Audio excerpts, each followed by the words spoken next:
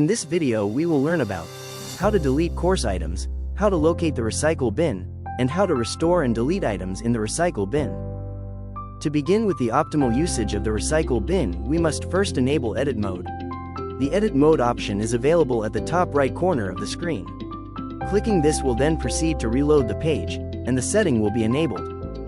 Then, for our next step, locate the course that you wish to use the recycle bin for. Click on the course or course title to access the course page. Once we are on the course page, we can now properly utilize the recycle bin. To do so, we must first delete a course item on the course page. Please note that you should create a test item for deletion first. Then, reload the course page as Moodle needs to properly process the deletion of the course item. When the page has reloaded, navigate to the More option on the course navigation array. From the list of options, locate Recycle Bin and click on it. This will take you to the dedicated Recycle Bin page where you can view all available deleted course items.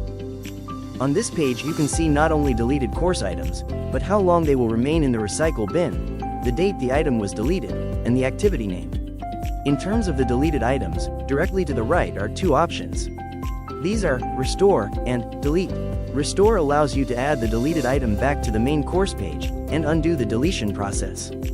This will restore the item back to the exact position it was in before it was deleted.